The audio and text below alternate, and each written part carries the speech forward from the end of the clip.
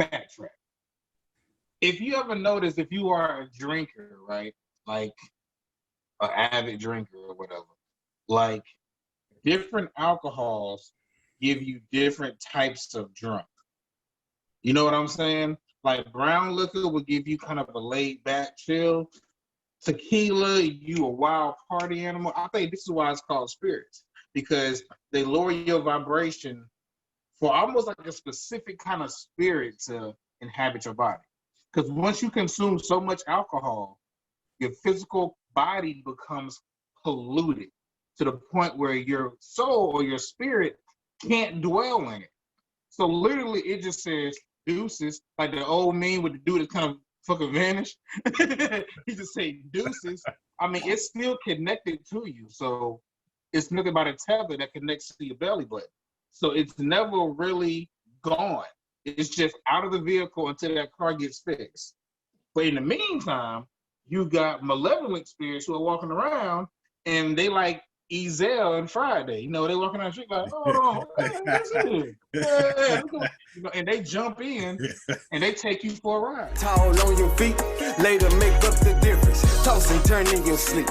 Family, I know you miss them. Tripping right from the streets. Starting to get the picture. Fight for your life to feed.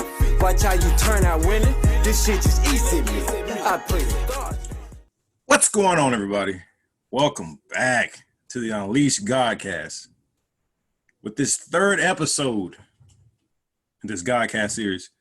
As usual, we got 3 topics that we're going to be discussing. One of these questions actually this week came from a listener, and shout out to her. We will be diving deep on that topic. But yeah, without further ado, I mean, I got nothing else. Y'all got any updates right now y'all want to throw in there? No. All right, let's get it in. Let's The first topic is everyone truly special in their own way? Now, this is a topic that Steve wanted to talk about. So we're gonna let him start it off. Yeah. So is everyone truly special in their own type of way? Sure, but I don't think everyone's special. There's such thing as ordinary people. There's such thing as losers. People who, you know what, regardless of the circumstance, you don't have to become a product of your environment. And I think it's a wasted life. And life is special. I think we all have the potential to be special. But I don't think a lot of people really are. We like to think we are because it's comforting.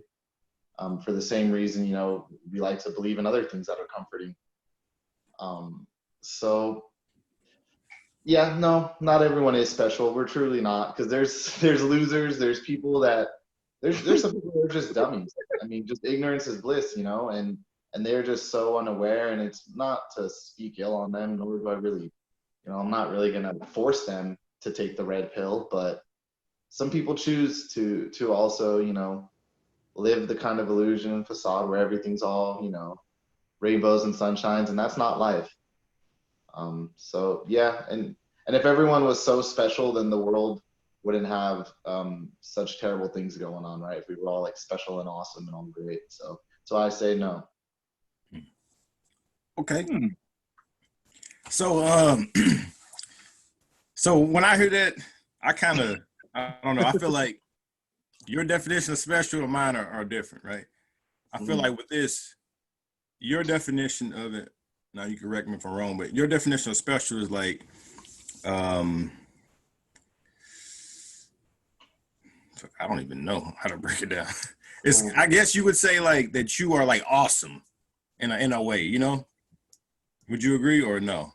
I wouldn't want to say awesome, but I mean, you know, I'm wearing a superhero shirt, so I can't have too much to say on that. But just, you have to be not average. You can't be an average, you know, Joe Schmo or Jane Doe. Yeah. Okay. You know. Got it. Well, my viewpoint of like special is like you have a special like thing that you can bring to the world that no one else can. That's kind of what I think about when I hear like, is everyone special in their own way? And with that definition, I would say yes, everybody is. Now, my reasoning behind it is because I believe that everybody goes through their own unique situations. They all have points on these certain situations. Now, if that person was to pretty much, I guess you can say, if they were like living like a more shittier life, for lack of a better term, and they pretty much got on a right track or a more correct path to them, and I feel like, and if they express that unique, perspective about certain things that they came down to this earth to pretty much to give to the world, as far as like an innate gift that they have, because I also believe that everyone has a special innate gift that everybody has that they here to pretty much present to the world. So if they were to get on that right track and follow that plan of action, then they would be pretty much in accordance with my definition of it. So with that, I hope that makes sense. But with that, I would say that everyone is special in that regard. I can see both sides. I actually like that. Like both sides are pretty good. So I could take a bit from both sides. I mean, if anything, I would say everybody is special to somebody. You know what I'm saying? And to like kind of like piggyback off of what Brian was just saying, I feel as though, like the famous saying goes, perception is reality. You know what I'm saying? The way I perceive a situation would not be how you perceive it. We could be shoulder to shoulder, witness something, and trust me, we seeing it two different ways. You know what I'm saying? So it's like, even though the proximity may be near, the way we intake that information and process it is two different ways. So it's just like, let's say in high school, you had an amazing teacher. You know, this person really made a mark on you.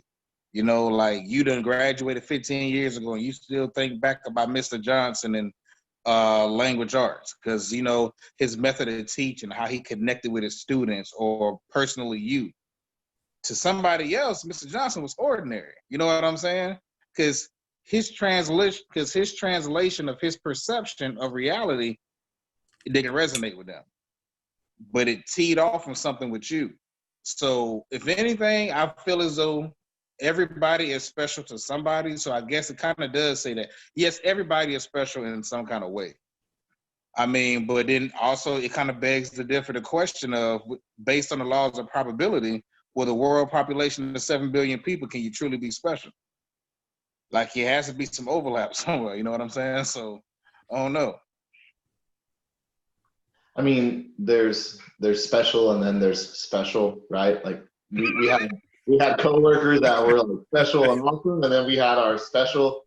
So I mean, you could play the semantics off that, I guess, or how you want to interpret it. I mean, hey man, if I'm lying, I'm dying on that one. But I mean, I get what both of you are saying, and I kind of want to take another swing at Brian and still say, you know, yeah, everyone has that innate gift, but I feel like a lot of people aren't using it, or it's so, you know what, it's so I want to say minuscule, man, but I really, I know people come here, come down, and you have an ability to contribute, but a lot of people also contribute bad things, more, you know, in their life than good things. So that's another reason why I still kind of, you know, yeah, I guess everyone could be special in your own unique way, but the definitions, I guess, is where it comes down to, and how we want to perceive what, you know, are you special to somebody, or are you, because there are people who are special to nobody, man, that are, you know, in this foster care their whole lives, and they go through orphanages. Mm-hmm. You know, yeah, they might have little cliques, but they truly have no continuity in their life. So it's kind of like, you know, I hate to mention it and be technical, but I just do you kind of feel like people are special, but most people don't tap into it?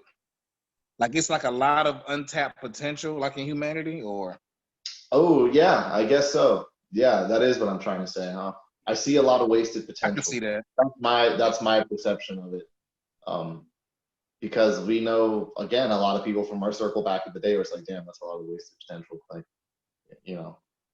Yeah, and like as y'all are speaking, like it seems as if like I kind of almost substituted special for unique, you know, because Okay. everybody is unique. Like Sure. every single person is unique. Even two sets of twins are unique. So I feel like I pretty much use those two interchangeably in this scenario. So, but yeah, I get what both of y'all are saying. And honestly, all three of us really looked at it from a different perspective, a different lens. So, Exactly. I mean, with most of these questions or most of these topics, there is no right or wrong.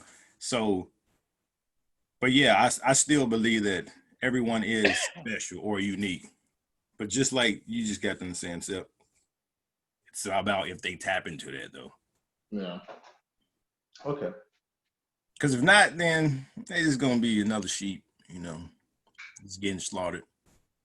And I think there's a lot more sheep than there are shepherds these days. So. Absolutely. I mean, that's how it always is. You go to any farm, it's gonna be a lot more sheep than there's shepherds. But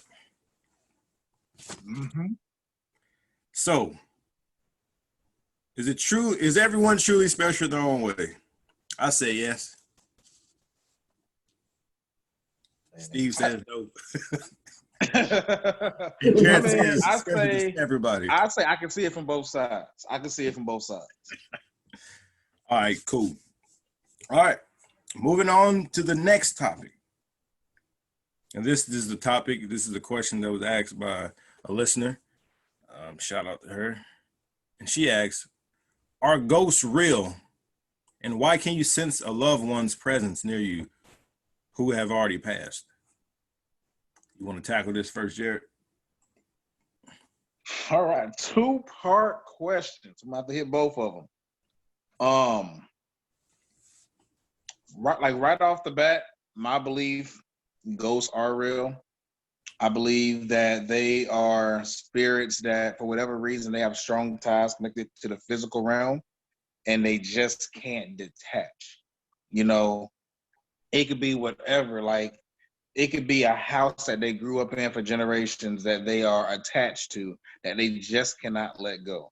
Like, passing over does not cut ties to everything, to the earthly realm. You know what I'm saying? So you got some beings that they don't want to leave. You know what I'm saying? And that's how you hear these stories about people moving into a house and then haunting starting to happen. Because, to them, you moved into my house. What are you doing here? You know what I'm saying? Like, even though they've been gone a long time, who is this family bringing couches up the stairs and putting their bed in my own room? Like, they can get angry just as we can get angry, and lash out and have, bouts of emotion. You know what I'm saying? And I think that really, it loosely ties into the second part of that question of, I feel as though, why they say you can sense a loved one who recently passed.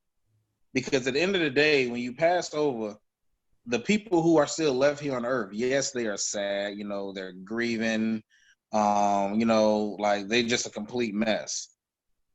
But oftentimes, do we ever really think about what does that other person feel? You know what I'm saying? Who transitioned? They're still the same person. So once they realize that they're gone, like, oh, okay, this is cool, like a new state, like a new, you know what I'm saying? But immediately they're going to start thinking about, okay, well, how's my family? Like, how are my friends doing? You know what I'm saying? Like, how are they going to take this? So I do feel as though when we kind of get that sensation, it's them popping up and checking on us. You know what I'm saying? Like, making certain that you're fine, or, like, they're trying to comfort you. Like, like certain people say that they get that overwhelming feeling of being comforted, or almost just being hugged or squeezed. Or, you know what I'm saying? Like, some people have dreams. Some people actually have, like, visions and, like, visualize somebody in front of them. So I believe that is the reason why they pretty much why we get that sense. And if you notice, it's typically it's pretty fresh when somebody passes. You know what I'm saying? It's that initial couple of days where I believe almost like they're making their rounds Hmm. and they're checking on everybody one by one, like, okay. And then like, I hope everybody's gonna be okay. I wish I could tell them that I'm happy, I'm pain free, like it's amazing over here, but I can't. So, but again, we can still sense them. You can smell them or just a person's presence. Like it's similar to like when you in your room and you're at your computer desk and your back is to the door, but you can feel when somebody walks in. You know what I'm saying? Like I've had that experience a lot throughout my life. Like it's like you don't hear them, you can just sense it. And that's pretty much like how it is. And it's very important that we do that. I'm trying to like word it. It's very important that we try not to really hold on to them that much, because as Brian knows, like that can really trap them. Because the same way that they have deep feelings, if they see like, oh, this person is having a very hard time, I don't think that they'll ever recover from this. They're going to stick around.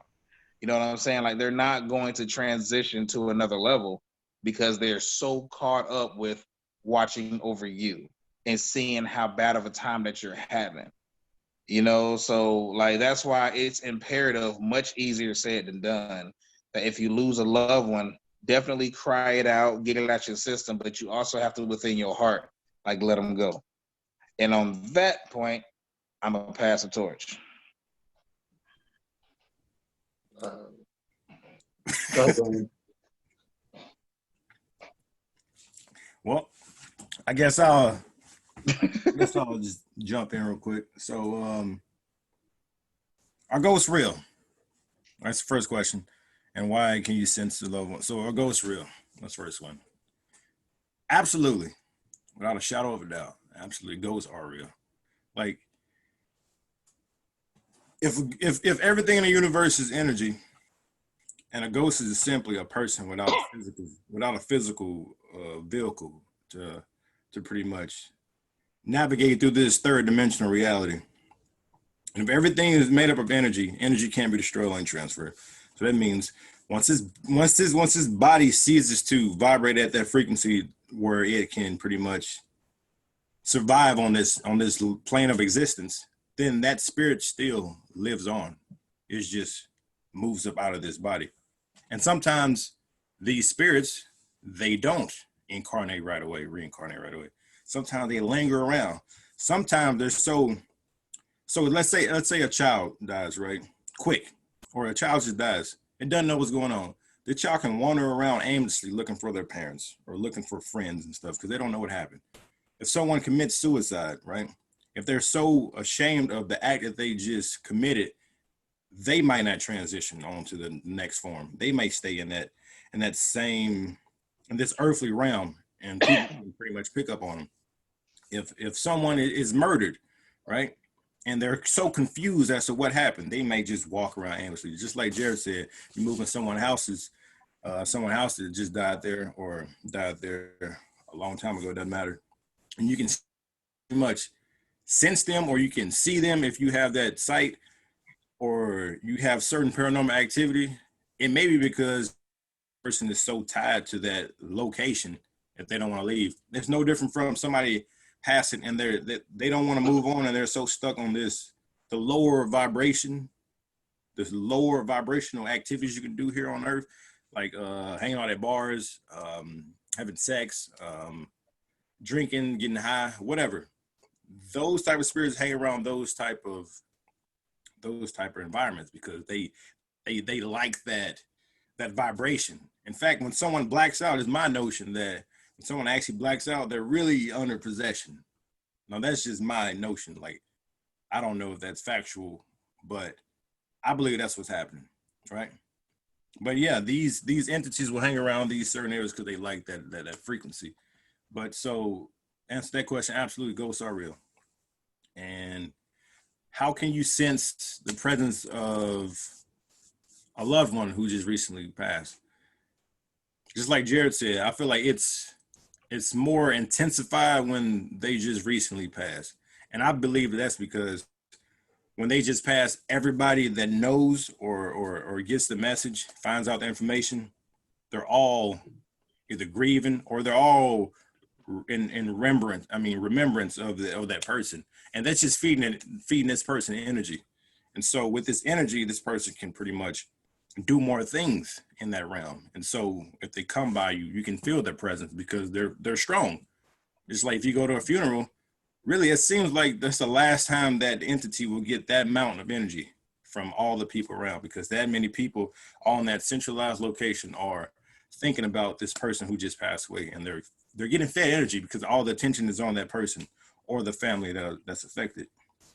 And so I feel like that's why you can sense it in those stages of someone transitioning. As well as, just like Jared said, yeah, you can also hold someone down here. Like,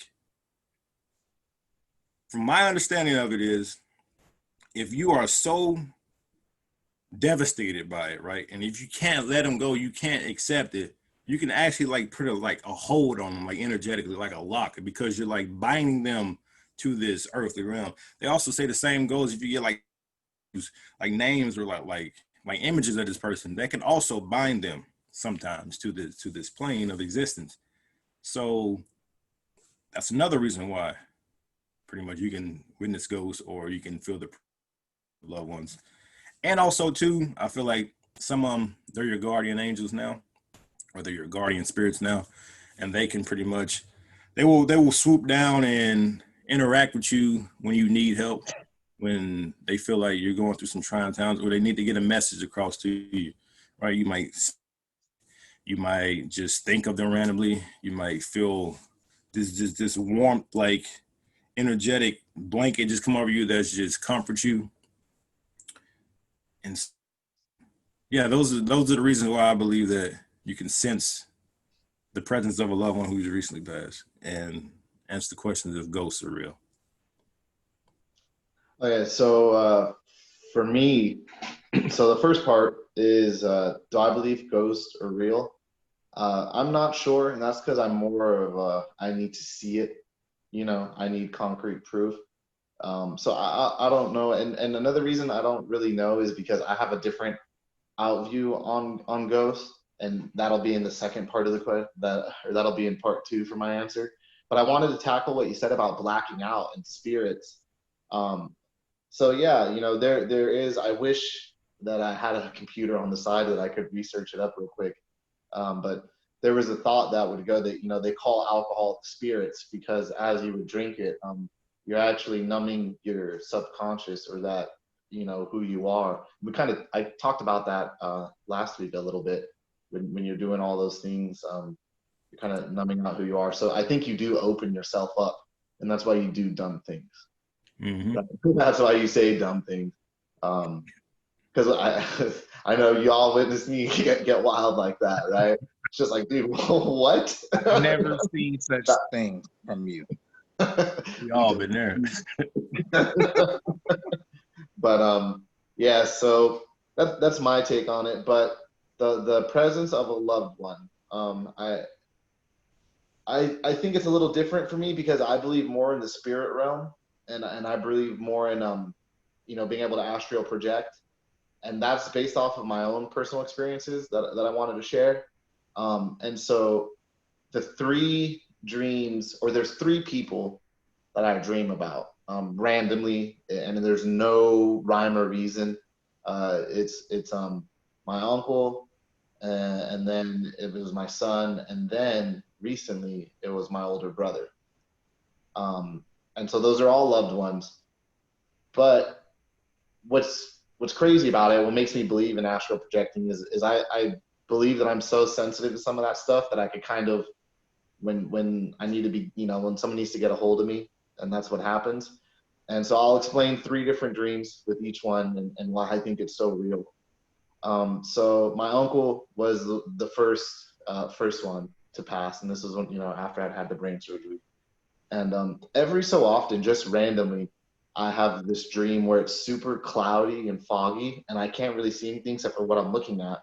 And my uncle has his back to me, and I always sit off to his left, never to his right. but it's one of the spots we used to go fishing as a kid growing up on the coast in Cali. And he always hands me a little brown bag with little 2% milk, and the brown bag has a jalapeno croissant, like jalapeno cheddar croissant with ham and cheese in it. Mhm.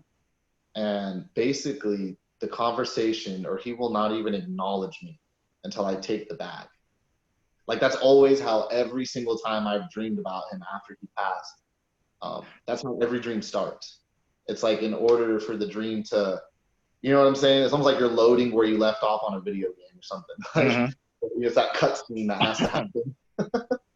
And so, and then we'll talk about random things, and then I'll be like, hey, sorry I'm late. And he's like, oh, don't worry about it. But he'll never really look at me either. So I'll look at him, but I can only ever see his profile, and he's not ignoring me. He's just talking, but we're just fishing, and then it'll just be.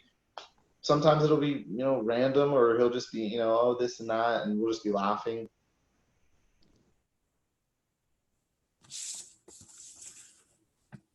Hey, did Sep go mute?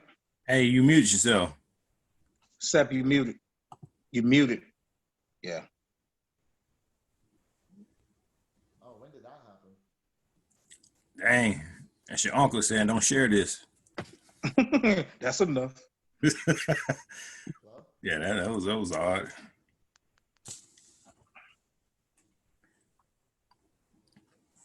Let's see. Yeah, I can hear y'all now. I don't know what happened there. You sound kind of far away, but I can hear you a little bit. Is that better now? Yeah. Yeah, sir. Okay. I don't know. So where did it kind of cut me out? It cut you off right when you was like, he doesn't ignore you. He's engaging you, but he never looked at it. So yeah, it's not that he's ignoring me. He's just he's just like looking out to sea. But I'll look at him and we'll just talk for a little bit. Nothing too crazy, right? Like, all right, well, you gotta get going, but I'm glad everything's going wrong. I'm like, yeah. He's like, all right, don't be late. I'm like, yeah, I won't be late. And then that's how my dreams always end. But it's weird because I could only ever see him, and it's foggy. And even when it's not foggy, like the weather will be sunny, but I could only see what I'm looking at. I can't see the background or whatever. I just know we're always at that spot. And that spot in specific was the last time we ever went fishing before he got so sick he couldn't go anymore. So that's why I believe in that. Then with my son, that's how I knew I was gonna have a daughter. But I had a dream that SJ had told me. Well, he woke me up, and he was how old he would have been in real life when Penelope was born.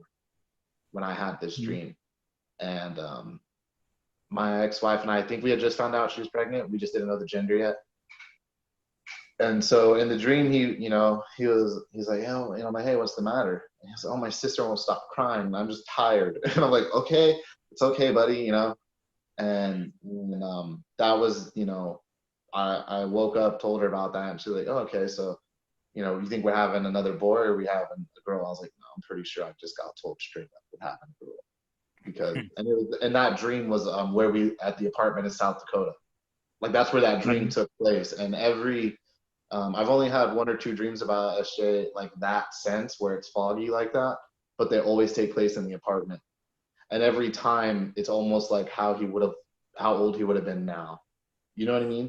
And it's weird because he's able to talk to me. You know what I'm saying? Like bro, you weren't, and you never grew up to talk like that. So that's how that's kind of how I, think I'm able to kind of astral project a little bit, or able to at least receive a sort of conversation. And then the third one, and this is the biggest reason why I believe in the spirit realm and being able to, deal with that, was before I even knew that my oldest brother had passed. So he passed in September, and we didn't find out until February. And that was because he had been sick for so many years. He had been homeless for so long that that's just how he was. But I had a dream, and it was so weird because him and I hadn't seen each other in years. Since before I even graduated high school was the last time I saw him in person. And we weren't close really. But it was really weird because in this dream, it took place in the house that we had moved to. After I was a kid, we moved from, the coast to inland a little bit. And in this dream, I walk into the garage and he's underneath the car working on it because he's always working on cars. Cars and carpentry was his thing when he was in high school. And so I knew it was him underneath, and he knew it was me somehow because I opened the door from the old laundry room to go in the garage, and it's foggy again. But I see him on his back, and he didn't have one of those roller thing mechanics use really. He used skateboards. So, and then, he had he had a laugh a lot like Harper, just a real contagious hyena laugh. And so he's trying to tell me this joke, and I'm like, bruh, Frankie, just tell me. And he's like, okay, cuz okay. And then he starts his hyena laugh, and he's asking me to pass him some tools, whatever. And then our German Shepherd, this dog died when I was 10, right? This dog died long, but it's the first family pet I remember, the first family dog and everything. He's in there. So I'm like, oh, snaps, what's up, Chuko? And the weird thing was, in this dream, I was as old as I am now. This dream was this past February. And the haircut and the beard, everything was on point. But my brother was how old? He was like high school aged. And I think that was because that was before things went really south with his health. You know what I mean? So it was like when he was still innocent. Like he's showing you how he wants you to see him and like remember him. Right. So that's what's crazy. And then so he asked me to go outside the garage because next we had to wash the other car in the driveway. And that was a normal thing because sometimes that was what we did, was like we backed into the cars, and because he was in the, working on cars, whatever, washing and detailing, and all that. So then he goes, oh yeah, but don't take the buckets. Don't bring the buckets in. Just leave them outside because of Chuko, the dog. And I was like, oh, that's right. Because the German Shepherd, splash everywhere. And then so we're outside because it's like a cut scene.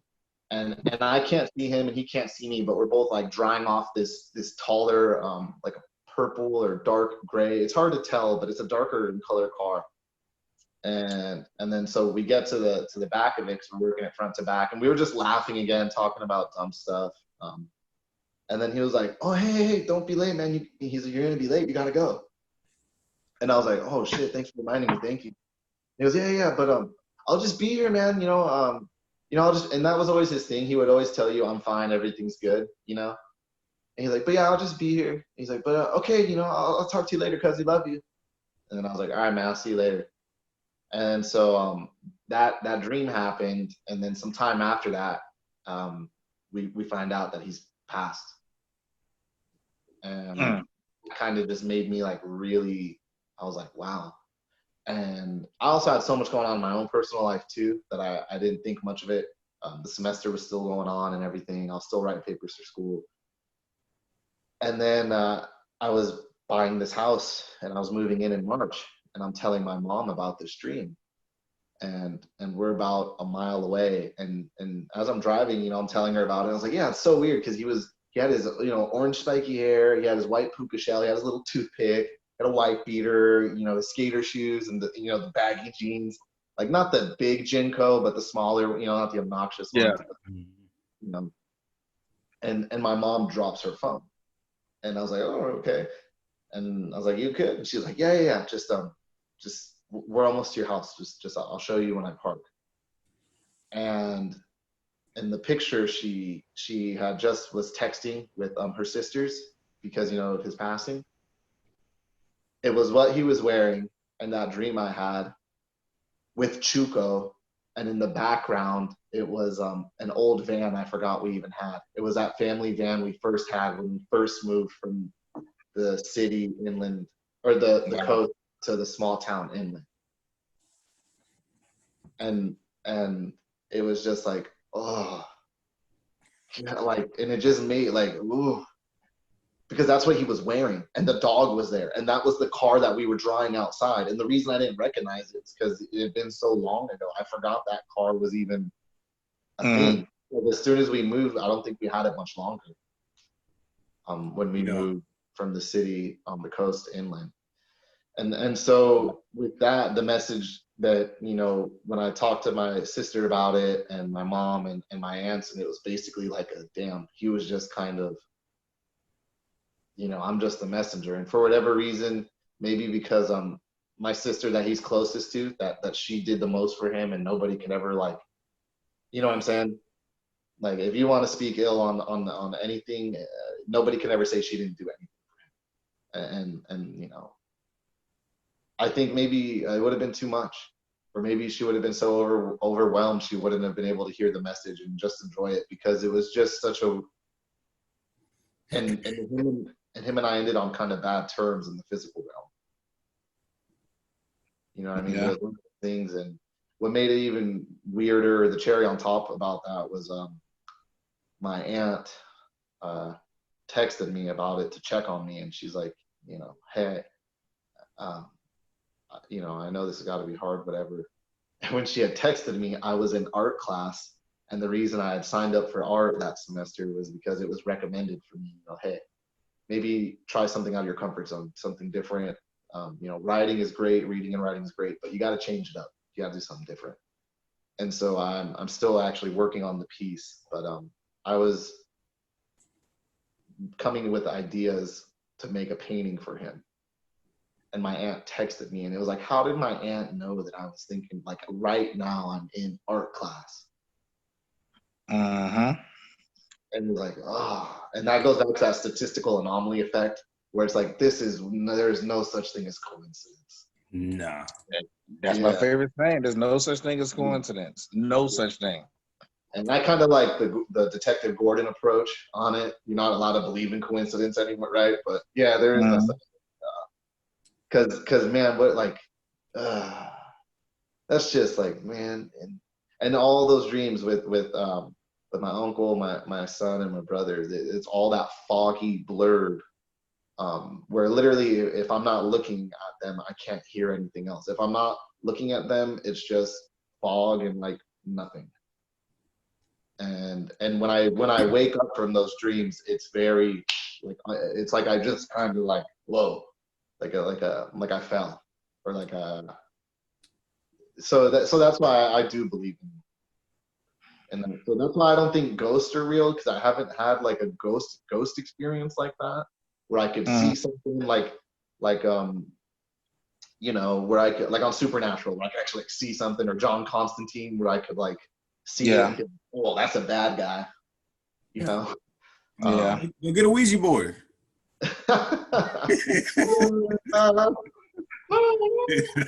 Yeah, because I feel as though, like, when they do want to speak to us, or they want to, like, get a message across, they do it in dreams. Because, like, I think even Brian had brought it up one video. Like, when we dream, it's supposed that we're going back to the spirit world. You know what I'm saying? This is why we get messages and profound things revealed to us while we're sleeping, if we choose to pay attention or make note of it. You know what I'm saying?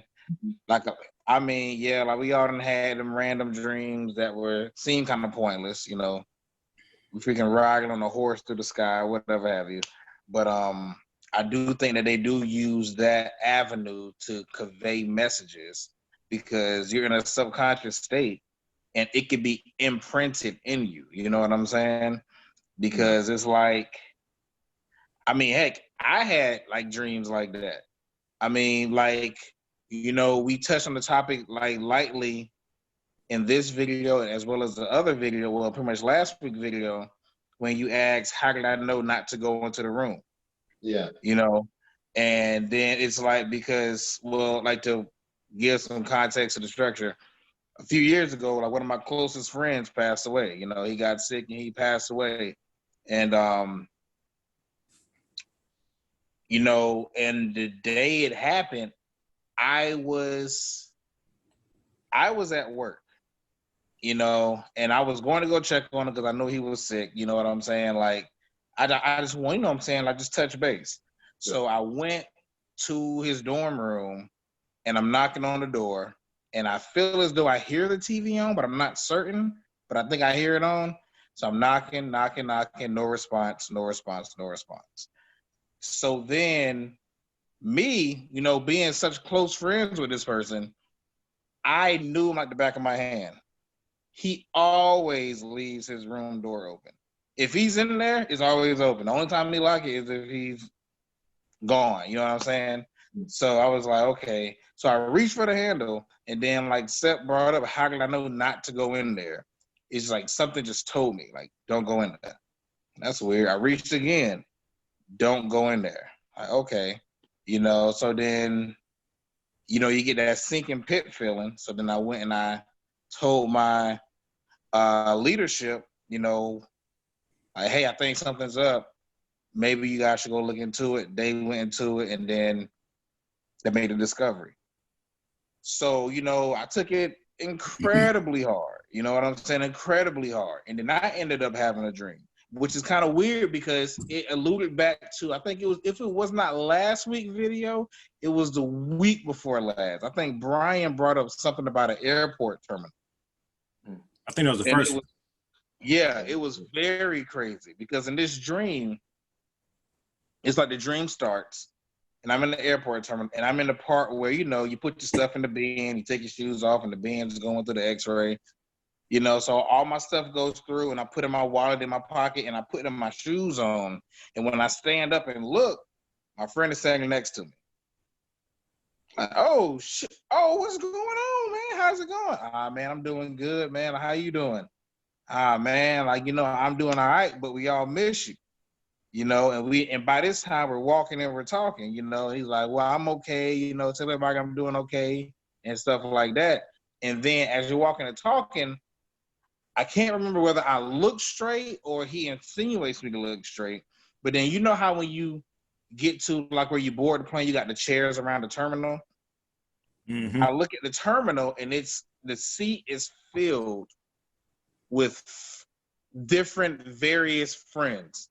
Like I look and I see Sep sitting there, I see Janae, I see Ollie, like everybody who was in our circle was sitting in this terminal laughing and telling stories and, you know, and having a good time. And then when I look back, he was gone, and then the dream ended. So I feel as though, like, you know, like they do give us messages like in our dreams, like, yo, I'm good. I'm okay. Don't worry about me. Y'all keep y'all heads up. Because like that dream, like that's how I took that dream, you know, like him letting me know, like, yeah, man, I'm good, bro. You know, and then like Brian already knows as well, I've had psychic readings done where that same friend has came through, you know, and talked to me. You know, so yeah, like it's definitely more to it on the other side. It's not just this. Yeah, I mean, since we sharing stories, I mean, just like y'all two, I got a similar story. The first one was when I first made my ancestor altar. Like the first night I made it, I had a dream of my grandma who had like passed like a few years ago. She came through. I just seen her. I didn't really talk to her, nothing like that, but I thought that was interesting. But when was it? So beginning of March, my older brother passed away this year. Still fucking hard, but essentially, I'm not even gonna go into what happened. So my mom, she told me, so a little backstory. I was in Kuwait out there doing contracting work. I came back, but I was always talking to my mom about like the spiritual realm and life after death and all this stuff. So when I was out there, she called me. She was like, your brother's missing. We ain't from him, blah, blah, blah. I'm like, he's probably good. Like, she's like, well, I went to the police. They're not doing anything. I was like, well, because he's a grown man. Like, they're not going to file a missing person report because he didn't come home. She's like, I don't know. But I was like, don't even worry about it. Anyway, fast forward, finds out they found the body. And so I came back, had the funeral or whatever. And my mom, she came to me. She was like, another backtrack, a few months before this, her friend passed away, and she was like, do you think spirits can like communicate with you after they pass? I was like, absolutely. And it, her friend just pretty much like, she was like trying to just talking out to whatever could hear. She was talking to her friend specifically. And she was like, if you're there, tap me on my forehead. And she said she felt like a tapping on her third eye, right? Now fast forward to the situation with my brother. Similar, she was in her room and she said that she was just talking out to him. And she was like, if you can hear me, like touch me or something. Do something so I can know for a fact that it's real. And she said she just felt this sensation go down her whole arm, this whole sensation. Then she told me about it. I was like, yeah, that's him. He's communicating with you. But I didn't have any dreams or anything. I'm like I would think that he would come to me, like I throw my ancestor altar, still nothing. So one day in meditation, I invoked my ancestors, and I pretty much was like, I pretty much asked him the offerings and stuff I've been giving him, because like I said, I have ancestors altar. It's pretty much a shrine where you give to just like you would a deity, right? But I do it for my ancestors to empower them. And so I was communicating with my ancestors, and I was like, is everything good or whatever? And it was like, yeah, Ryan's my older brother's name. It was like, he's doing a lot better now. He transitioned out of that, what do you call it? Basically, he was in a lower vibrating state, right after he passed. And my ancestors pretty much like, he's better now. So I was like, well, okay. And I called up on him in that instance. And I was like, yo, Ryan, come to me in my dream tonight so I can like pretty much verify these claims that I'm receiving, these downloads. And so I got out of meditation, didn't think none of it. I went to sleep that night. I'm walking down this old street that I used to stay on, not too far from here. And then I look to my right, and it's him. We're just having a conversation. I'm just like, I mean, in the dream, I didn't think none of it, but we're just talking like as if like he's been here the whole time. And we're just talking about all kind of stuff. He's talking about how he wanted to have a daughter and all this stuff. I'm talking like we're just talking. And then I wake up and I'm like, holy shit. I'm like, so he did hear my message and he did come through. So absolutely, to pretty much just add on to what the story that y'all just shared. Yeah, absolutely. All three of us has experienced something similar. So across the board. Oh yeah. And also, real quick, that thing that Seb mentioned about the alcohol stuff too. So I was looking up this image. It said alcohol is said to have come from the Arabic term alcohol and algol, which means biting, eating spirit. Perhaps this is why alcoholic drinks are called spirits, and booze.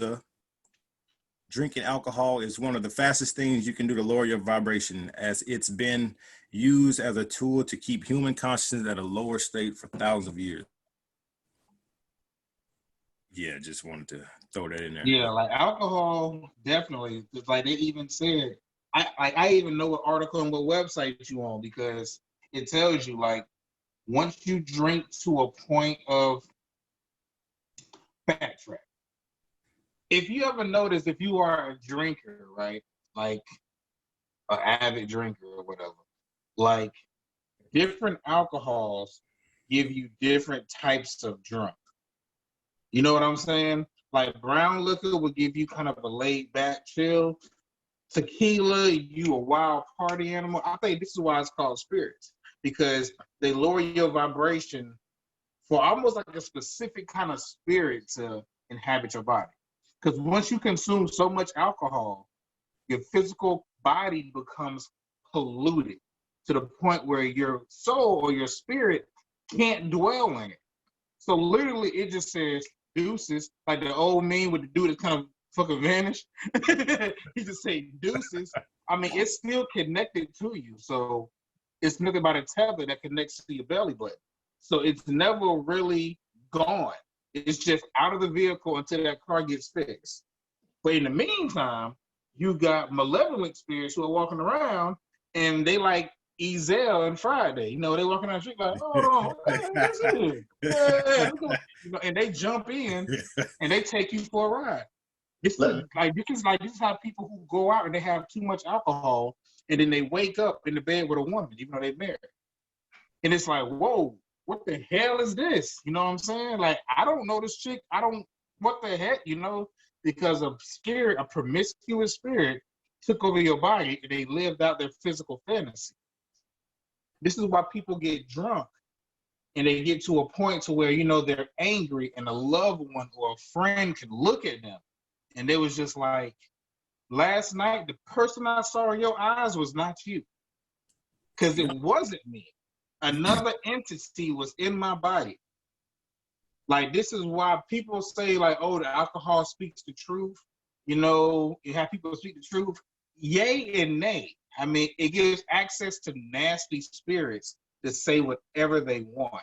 But since it's coming out of a vessel that you're familiar with, you think it's that person's truth. You know, and it's like, if you ever realize when you drink too much alcohol, if you drink too much alcohol when you home, typically it's not that bad. You probably pass out on the couch, trip and fall on your way to the bedroom. But when you have too much alcohol and you are at a bar, you're at a strip club, you at a nightclub, places where malevolent spirits will congregate, that's when you tend to have the cheating, the person getting behind the wheel of a car, knowing that that's wrong. You know what I'm saying? Just freaking daredevil kind of, The way you're describing when you go out, I just want people who can picture it, if they know it, is that scene from John Constantine where he goes to Midnight's house or to his club, and there's literal demons and angels, but partying, and it's one of those things where it's like, what the hell is this really? And that's literally how it is outside of these venues and inside the venues. You know what I'm saying? Like, they're just like cockroaches.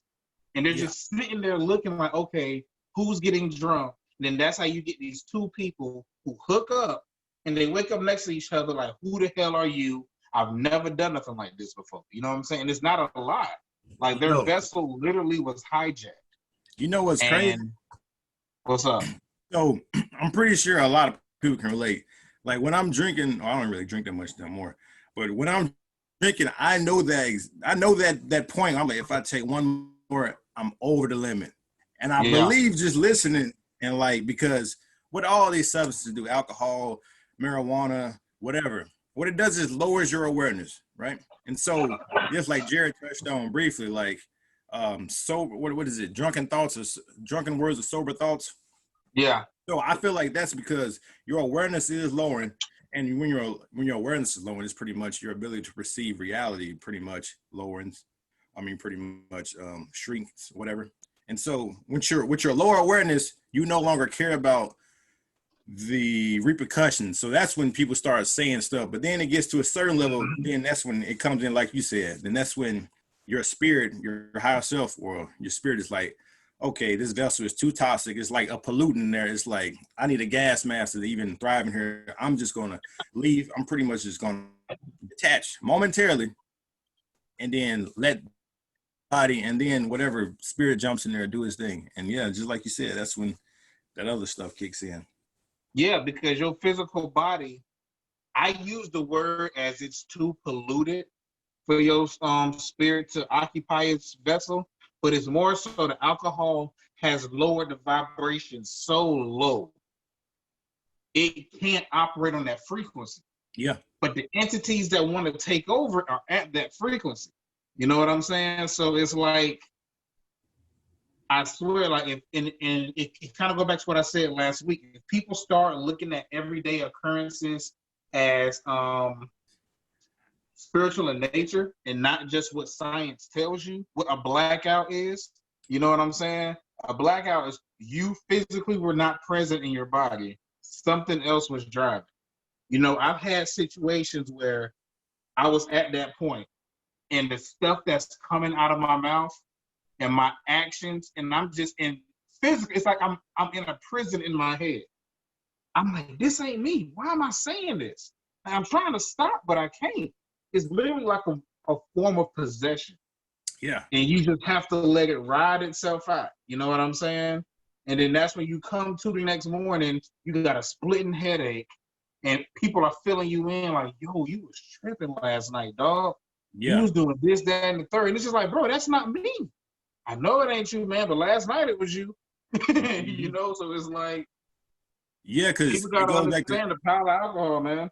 It goes with kind of what I said earlier, like everything in the universe vibrates. It's like when you see when a body ceases to exist, when it dies or whatever, that it's still vibrating because everything in the universe vibrates, right? It's just vibrating at such a low level that it no longer can sustain like pretty much the internal organ and stuff or life.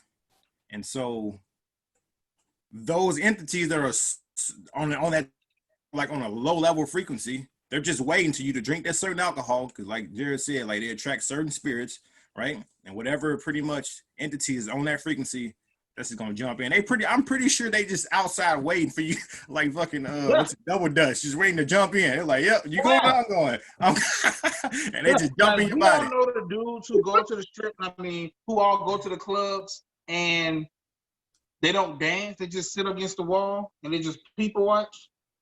Like that's what they doing. Like they just sitting there chilling. Like okay, yeah. So she bought 4 drinks in. One more, I got her. Oh, he already tore up. You know what I'm saying? And like they just like, man, look, I'm finna get into somebody, and I'm finna, you know what I'm saying? I'm finna be promiscuous. I'm finna be taking life chances. You know what I'm saying? Getting on the motorcycle doing 100 after I had 8 drinks. You know, I'm going to be violent because I was possibly a murderer in my physical life or a rapist. You know what I'm saying? And I'm just going to live out my fantasy with this physical vehicle. And once I leave, you deal with the consequences. Bruh, which is why spiritual protection is so important. Spiritual cleansing. It is.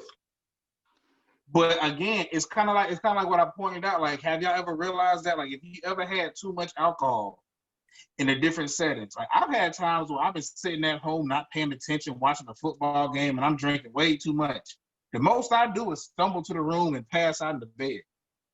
But when I have too much out and about from the confines of my home, you know what I'm saying, that doesn't have spiritual protection, that's not being saged consistently. You know what I'm saying? Because hell, I sage while I drink. You know, like home, I have a sage going. Like I don't need nothing around me trying to get inside me. So it's like I notice the different venues will have different results, so to speak. Yeah, I mean, we kind of veered off topic, but we did. But that's how these topics go, baby. It's old water cooler talk. I mean, you know what? Hey, since we already touched on it, like a quick little story. This is from one of my teachers. He made a video. He was saying that one day he went to a liquor store because he went out to pick up some alcohol and some cigars and whatnot for his spirits or whatever. And so he walked into the liquor store. The guy at the counter, he just said he just felt weird. So he opened up his pretty much his spiritual perception, his third eye pretty much. And he pretty much looked around. He said behind the cashier was just a bunch of low vibrating spirits just all around him. He said someone were his ancestors who were pretty much just vibrating low because he's not feeding them or he's not pretty much giving them energy. And he said, but there's others around in the environment. They just leeching off of them. And that's why you get people who just can't get out of a rut. And they just always hurting. And I'm pretty sure when a lot of these people show up to these bars and clubs, they already got spirits there just falling from the house, just ready for them. They're like, yep, this is how it happens. Every Friday he come here. Yep, I'm finna jump in here and have my little fun. He about to get mad and fight his brother and yell at his girl. Well, it's finna go down, but I'm finna get drunk again. And that's how they be. That's how they be, unless you cleanse yourself and get you some spiritual protection. And yeah, I don't think there's anything else there. Nah. Let's go to the next topic. All right. All right. Let's go to the next topic. This one is very interesting to me. It requires you to think. Because at first, initially, I thought I had an answer for it, but now I'm like, I don't even know. But this question is, would you rather meet your ancestors from 1,000 years ago or meet your descendants from 1,000 years from now? Who wants to go first? I thought I wanted to go first. Now I don't even know. Nope, go first. All right, let's go. So I'm just talking about the benefits of both, right? when you see, like I said, I have ancestor altars, right? I work with my ancestors. So if you could meet your ancestors from 1,000 years ago, let's just say 5 of them, right? 5 of the most evolved ones just came to you, right? And you could talk to them, you can meet them. That would be so interesting because they can tell you like where you come from, like how y'all were as like a people, different abilities you have, because what they have has been passed down to you through your DNA. And it's like, you just have to pretty much unlock it. And it's like, you can know so much about history. And once you know that knowledge of self, like no one can take that from you. Like that's just so priceless. But then if you talk to your descendants, it's like now you're the ancestor and you're pretty much telling you this where you come from. But if you don't know where you come from, then you can't tell them much. You're like, well, I'm in Arkansas. I mean, but also you can also too, you can say, what does the future look like? How is everything? Did I solve this problem that I'm currently dealing with? Do you still have this problem? And then with that information, you can change yourself. So I'm like, I don't even know which one. I have an answer based off of what you just said. What'd you say? I have an answer based off of how you just, I kind of like the way you went with it. So my answer would be I would talk to my descendants. And the reason being is I don't think you really need to know, or for me anyway, because of my situation being adopted, I could really care less about my ancestors to that extent because I think I've vibrated high enough to on this go about in life, this reincarnation cycle. I think that I finally graduated, or at the end of this life, I think that I'll be allowed to graduate to the next level. But I would want to talk to my descendants because I would just want to be able to see how it played out, and also to kind of it doesn't matter where you come from. It doesn't matter because that's in the past. The future is yet to happen. You can change it right now. And that would be my message as an ancestor or spirit guide. If they're seeking my advice based off of like, oh, I want to know who I am. Ooh, can't help you out there, bro. But I mean, and I connected with mythology and world religions and history, but will that really matter? And so, that's why I say I want to talk to my descendants, because I can just kind of be like, yeah, it's cool to know your lineage. It's very romanticized about, hell, I can't even talk. Like I got a lot of different, Aztec, Tibetan, Buddhist tattoos. So, I do have some shout outs on my own body to my lineage or to my heritage or culture, whatever it is I believe in, and where I come from. But ultimately, that's, I guess, my tribute to what my ancestors believed in. Right. And I like the mythology. So I put it on me, but I would want to talk to my descendants because I just would. And I would also, if I were to ever reincarnate, if you would ask me right now, I'd be like, nah, I'm done. Let me just go back with the creator. Like, let me go back with the one, be in nirvana. I'm good. But if he were to say, nah, son, you got to be a spirit guide and don't be a shitty one, because last time you were a shitty one and that's where you were reincarnated. And that's how we fired you the last time. All right, so real quick, I don't know what happened. The recording, it kind of messed up for a moment. I mean, it caught up, but just in case. I hope this is recording. Oh, I don't know. But I know for me, I'm leaning with Sep. I would want to meet my descendants. You know what I'm saying? Because everything about our lives, our personal journeys is about a lesson. You know what I'm saying? Whether it's something that needs to be taught or learned via, the curriculum that we set for ourselves via the soul contract and forever incarnating here on this plane. It's that breaking generational traumas, you know what I'm saying? Like generational rhythmic, like repeats over and over, you know what I'm saying? I would want to see how my lineage fares 1,000 years in the future rather than 1,000 years in the rearview, because that's not showing me nothing. You know what I'm saying? Like I could be taught about my past, but that really can't affect my future. You know what I'm saying? I'm curious as to how well did I do to set up my lineage down the line, and to shrink that question even smaller and make it even like more intimate and personal. It's like, would I want to meet it's like, would you want to meet your parents from 100 years ago or your kids 100 years from now? You know what I'm saying? It's like, do you care about where you coming from because you know who you are, you know how you was raised, or did you impart knowledge and wisdom on your, you know what I'm saying, on this tree that you have growing long after you're gone? You know what I'm saying? I want to see the fruit of my labor. Yeah, You know what? You got something? No, that's the way I see it is with my kids, you know, planting that seed, and I'm never going to be around to see its full growth. I'm never going to see that forest come to fruition, and I'm okay with it. But that's, I think, subconsciously why I would want to see it. Another reason, see my descendants maybe, or to be able kind of like in the last Airbender, you can see all the avatar cycles. Like I'd want to just real quick. I'd be like, all right, let me see. Okay, cool, got it. Like, you know, just out of curiosity, because an example of that would be the tortoise that I got for my kids, right? It's gonna outlive me more than likely, and it's probably gonna outlive them.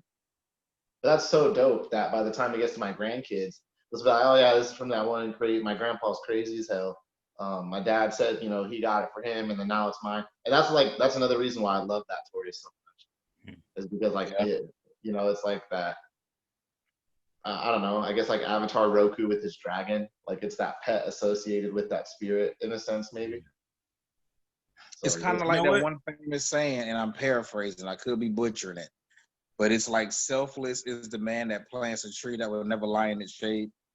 You know what I'm saying? So it's like you're really imparting yourself on this thing, and you're gonna pour yourself into this thing. You know what I'm saying, child or whatever it is, and you hope that you've done it right. You hope that it has taken that message, and you know, run with that message, tweak the message, and you know what I'm saying, pass it down the line. Like, you just hope that your time on Earth wasn't wasted.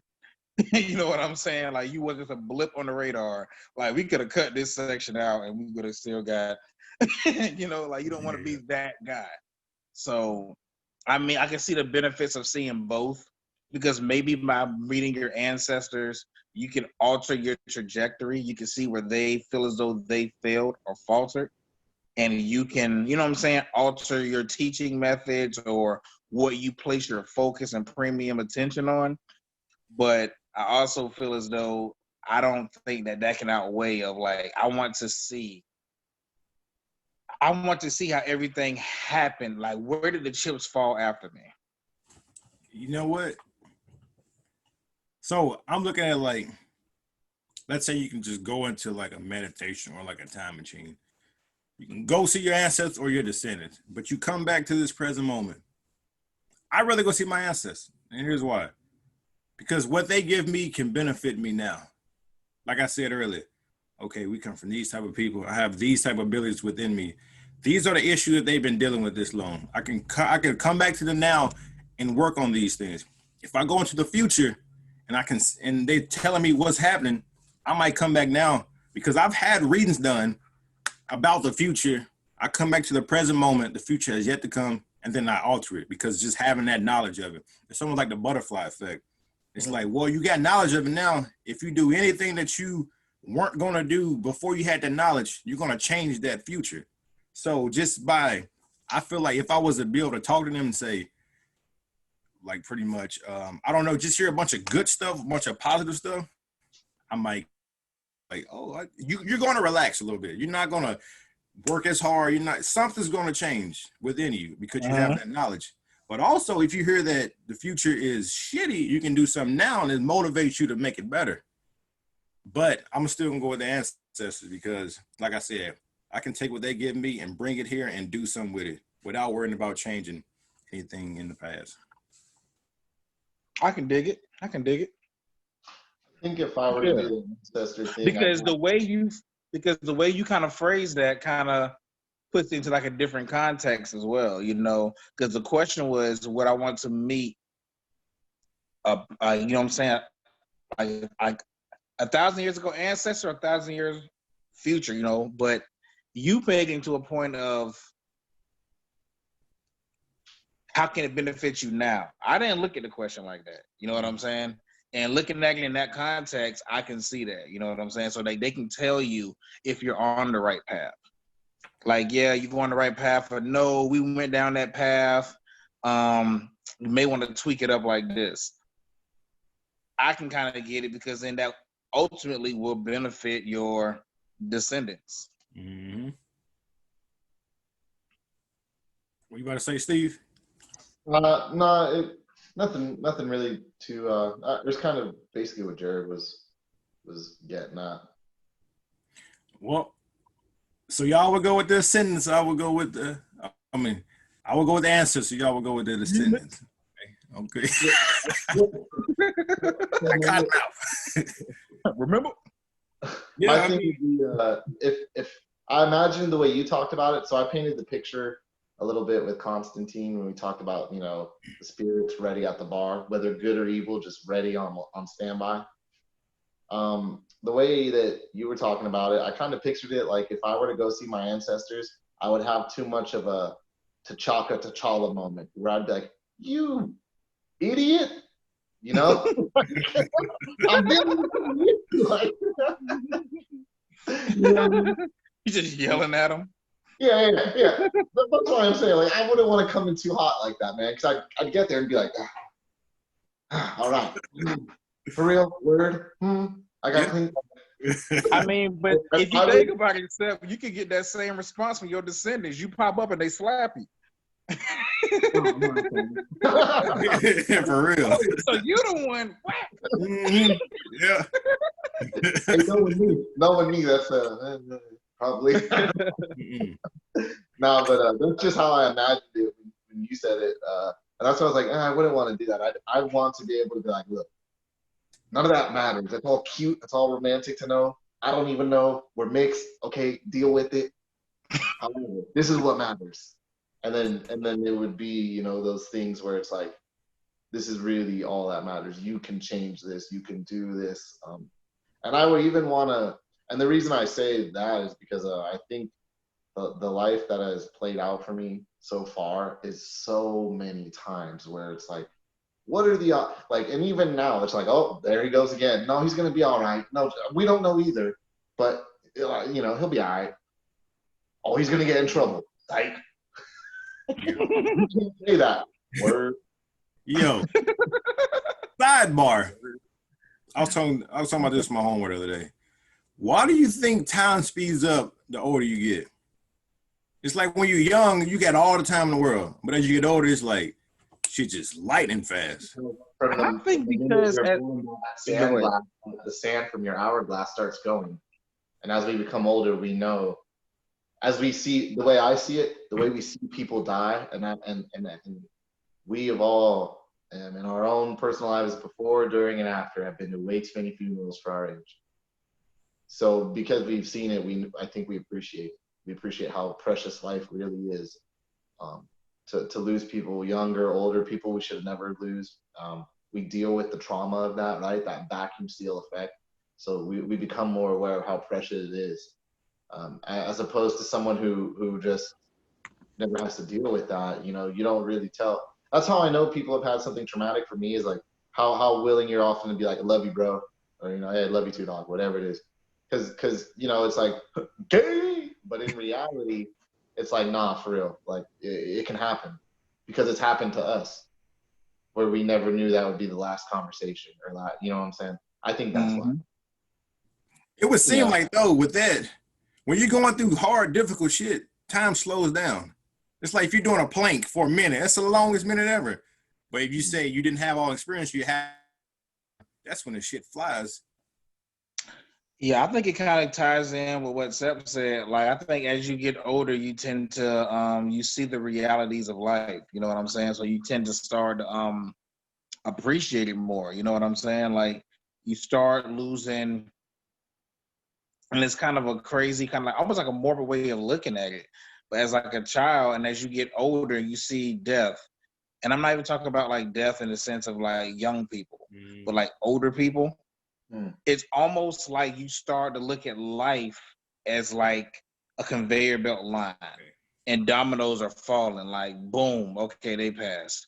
Boom, they passed. Boom, they passed. fuck, by this timeline, my parents are next. You know what I'm saying? It's just like you really start to, even though I feel as though you shouldn't look at life like that because it is very unpredictable and anybody can go at any given moment. You know what I'm saying? I think that coupled in with away from the spiritual side, but the physical side of adulthood. Adulthood, our life is based on time, even though they say time is an illusion.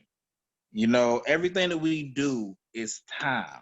You know, like it's based on a timeline. When you get paid on a specific date. So you're looking at these dates. Your bills are on a specific date. You know what I'm saying? This has to be paid by this date. That person's birthday is on this date. You know, and it's just like, so you got a child. They were born on this day. Every year you celebrate this date. So it's like, I think when you become an adult, you are forced to be more aware of time. Kids, we don't care. We just were told to be in the house by the street lights coming on. Yep. Not by 7 p.m. When that light turn on, have your ass in the house. So it's just like, I think as we just grow older, we are forced to look at our clocks more. Okay. So we are more aware of this illusion of time. You know what I'm saying? You go to work. Okay, I work from 10 to 6, 9 to 5. So as an adult, we are literally watching time subtract when kids are just living in the moment. Okay, I see what y'all saying now. Like when I was talking to my homeboy, my thought process was it because of responsibilities. I was like, because your day is just filled up, just kind of like you said with the time, your day is filled up with so much responsibility. He brought up the thing because he heard this theory because as you get older, like your life pretty much divides into fractions. What I mean by that is when you're 2 years old, you just live pretty much a half of your life when you're 1 year old, right? A half of your life has already pretty much been lived. He said, and as you get older, so you go to 20, pretty much you're in that you're like 1/20th of your life you're living in now, right? And the older you get, the smaller the fractions get. So that's pretty much how he broke it down. But I could see that too, though, because at one point in time when I was 20 or 19 or whatever, more than half my life was spent playing football. And then the remaining time of that fraction was spent on rugby and other sports. So it was like at one point in time, you know what I'm saying? That was everything. Yeah. And then as I get older, now I'm to the point where that was a third of my life. That was a fifth of my life. Yeah. And you start seeing bigger picture because there's more. You're compartmentalizing the fractions. Yeah, I could see it. I see that. Okay, cool. Yeah, I see that. That's just a little question, but that's gonna do it though for the questions. Now, we do have a question for you all. So, we're considering changing the name of the podcast from the Unleashed GodCast to the Off the Script, or it's Off the Script, the GodCast. And Jerry, you want to explain why you feel like that's a good name change? Because it is. Nah. Because like these two fellas always know, man, even though these videos be averaging about, you know what I'm saying, hour and 15, hour and a half, you know what I'm saying? If y'all tune into us, I'm glad that y'all like us for y'all entertainment, y'all enjoyment, whether y'all listen to us while y'all driving, working out, whatever have you. That's a little sidebar. But the Off the Script, the GodCast, is prior to these videos, we do not rehearse this. You know, during the week after we record these videos, typically by the weekend, we got a group chat going on. One of us would be like, hey, this is my question for next week. And somebody else would be like, hey, that's great. This is my question for you next week, you know. But in the midst of all of that, you know, we don't prepare. We don't practice. We don't make a script. So when we're talking to y'all in this setting, it's completely unrehearsed. It's water cooler talk. Y'all are literally eavesdropping on a conversation between three fellas who are just throwing their theories out. Like it's, like Brian said before, like we are not professionals. We are not experts. We're just, you know, we're just passionate about how we feel or what we believe in. So that's why Off the Script, the GodCast, I believe would be a good name for you. Yeah. What do you guys think? This is just notes, because when we're talking, I don't want to interrupt. And there are things that I'm like, hey, this is relevant. If I don't write it down, I don't want to forget it, because this is how I tie it in. So yeah, this is unscripted. These are just, I mean, literally the notes I take that are relevant, because I don't want to keep tagging in, tagging out, because we are very susceptible to tangents. If you hadn't caught on that already, so it makes for great entertainment. But yeah, what do you guys think? Let us know. If you listen to this on a podcast, you can reach out to us and hit us up. Or if you're watching this on YouTube, just put it in the comment section. What do you think? Should we keep it now or should we change it? But now this episode is entitled The Unleashed Godcast. So that's going to be another episode of the Unleashed Godcast. We will be back again with another episode. Maybe the name will be changed, maybe it won't be. But if you guys, damn, I can't even talk anymore. Jesus. You guys have anything else? Y'all got anything else to say? Nah, man, I'm all good, man. We pretty much talked out. We talked a lot this video. All right, well, we'll see you guys next week. Until next time, it's been another episode. We're out. Peace. take care. Hold on your feet, later make up the difference. Toss and turn in your sleep. Family, I know you miss them. Tripping right from the streets. Starting to get the picture. Fight for your life to feed. Watch how you turn out winning. This shit just easy me. I play the God.